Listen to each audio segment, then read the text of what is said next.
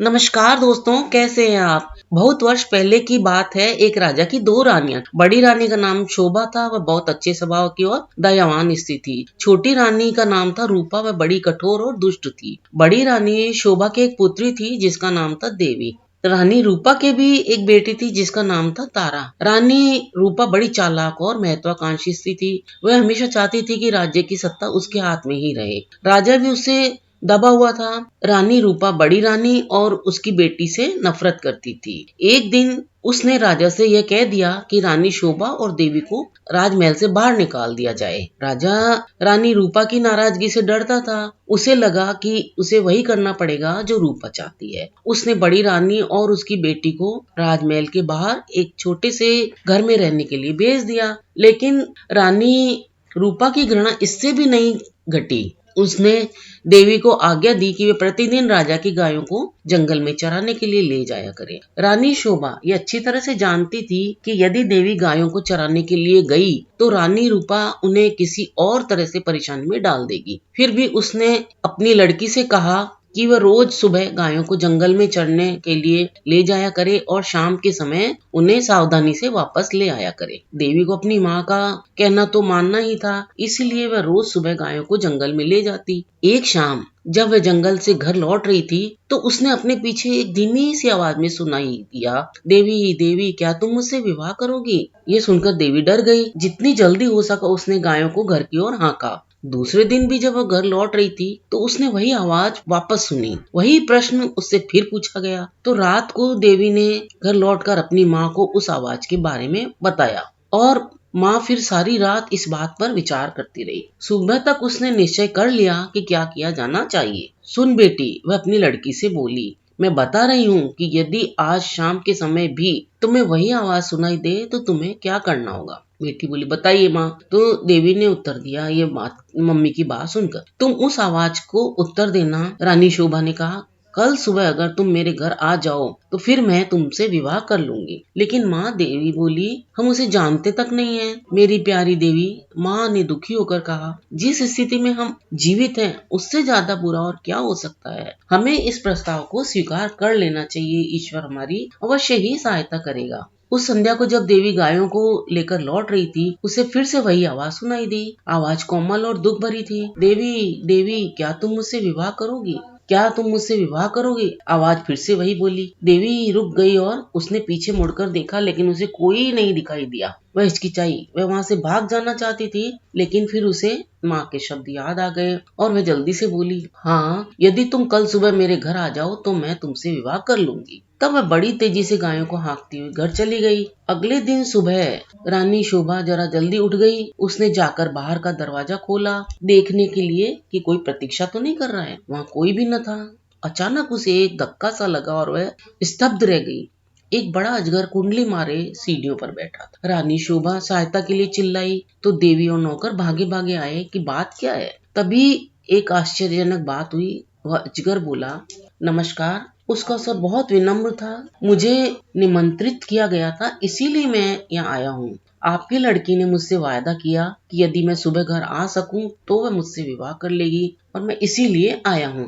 रानी शोभा के समझ में नहीं आ रहा था कि वह करे तो क्या करे। अब उसे तो यही आशा थी कि किसी दिन कोई सुंदर नौजवान उसकी लड़की से विवाह करने आएगा। उसने ये कभी भी नहीं सोचा था कि वह अजगर होगा। उसी समय एक नौकर भाग कर रानी रूपा के पास चला गया और उसने सारी घटना बता दी। रानी ये सुनकर बहुत प्रसन्न हुई और वह उसी समय अपने नौकरों के साथ रानी शोभा के घर आ गई। यदि राजकुमारी देवी ने किसी के साथ विवाह का वादा किया है, वह बोली, तो उसे अपना वादा अवश्य निभाना चाहिए। रानी होने के कारण यह सब देखना मेरा कर्तव्य है कि वह अपना वादा पूरा करती है या नहीं। उसी दिन फिर उनका विवाह हो गया।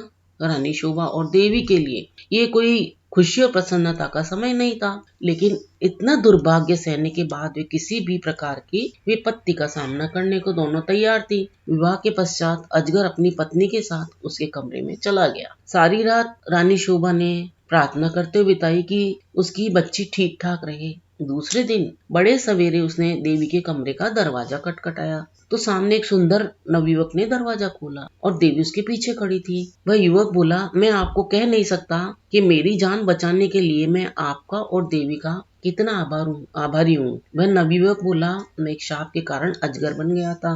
एक वन देवता मुझसे क्रोधित हो गए थे और उन्होंने मुझे अजगर बना दिया। बाद में उन्हें अपनी करनी का दुख हुआ। तब उन्होंने कहा कि यदि कोई राजकुमारी मुझसे विवाह कर लेगी तो मैं फिर से मनुष्य बन जाऊंगा। और अब देवी ने मुझसे विवाह कर लिया है तो मेरा श्राप उतर गया। अब मैं फिर से कभी अजगर नहीं बनूंगी। रानी शोभा यह देखकर बहुत प्रसन्न हुई। वह अपनी लड़की और दामाद को तब राजा से मिलने के लिए ले गई। ये बड़ी विचित्र घटना थी। चारों ओर से लोग इस विचित्र नवयुवक को देखने के लिए राजमहल में आने लगे। सभी उत्सुक थे सिवाय रानी रूपा के। रानी रूपा बहुत गुस्से में थी। उसने जल्लाते हुए और खींचते हुए अपने आप को फिर कमरे में बंद कर लिया। देवी का भाग्य उसे देखा नहीं जा रहा था। वह चाहती थी कि उसकी बेटी तारा भी ऐसे ही भाग्यशाली बने। आखिरकार उसने एक युक्ति सोच ली। उसने अपनी लड़की को बुलाया और बोला, देवी का तो विवाह हो गया है बेटी, अब इसीलिए गायों को जंगल में चराने के लिए तुम ले जाया करो। नहीं, तारा चीख कर बोली, और इतने नौकर हैं तो फिर मैं क्यों गायें चराने के लिए जाऊं।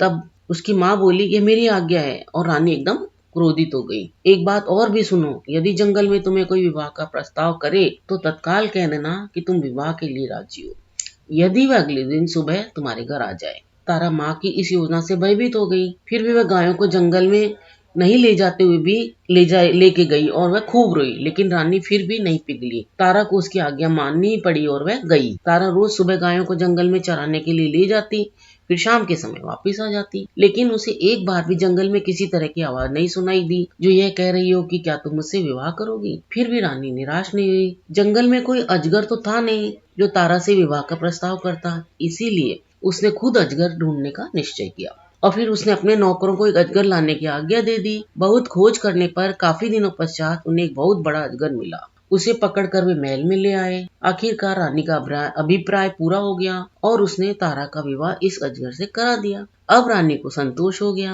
विवाह की रात तारा और अजगर को एक कमरे में बंद कर दिया गया। रानी अधीरता से सुबह की प्रतीक्षा कर रही थी। रानी रूपा ने सवेरे सवेरे ही लड़की के कमरे का दरवाजा खटखटाया, लेकिन फिर कोई उत्तर न मिला। उसने जोर जोर से दरवाजा खटखटाया, लेकिन दरवाजा तब भी न खुला। रानी ने और प्रतीक्षा करना उचित नहीं समझा और उसने धक्का मारकर दरवाजा खोल दिया।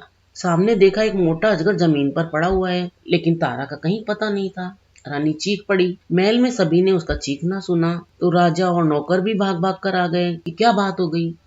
सबने देखा राजकुमारी कहाँ है, तो सब चिल्लाए राजकुमारी कहाँ है। वह तो अजगर के पेट में होगी, रसोइया बोला। देखो वह कितना मोटा हो गया है। रानी तो अब बड़ी जोर जोर से रोने लगी। राजा भी रोने लगे। तभी रसोइया अपना सबसे बड़ा चाकू ले आया और वह बोला, यदि वह अब तक जीवित हुई तो मैं राजकुमारी को बचाने की कोशिश करूंगा। उसने अजगर का पेट चीर डाला। भाग्य से तारा अच्छी भली जीवित थी। रसोइये ने उसे बाहर खींचा। वह चीख मारकर तभी अपनी माँ की तरफ भागी। अजगर की मृत्यु हो गई। साथ में रानी रूपा की इस इच्छा की भी मृत्यु हो गई कि तारा का विवाह देवी की तरह किसी योग्य और संपन्न युवक से होगा। और इस तरह से जो जैसे करनी करता है उसको वैसा ही फल मिलता है। तो रानी रूपा ने गलत किया तो उसका परिणाम उसे गलत ही मिला। दोस्तों, आपको यह जानकारी कैसी लगी? अगर आपको ये जानकारी अच्छी लगी हो तो इसे आगे शेयर करें, वीडियो को सपोर्ट करें। साथ ही मेरे इस चैनल को सब्सक्राइब भी कर लें ताकि अन्य नई नई जानकारियां आप तक अति शीघ्र पहुंच सके। अपना अमूल्य समय देकर वीडियो देखने के लिए आपको बहुत बहुत धन्यवाद।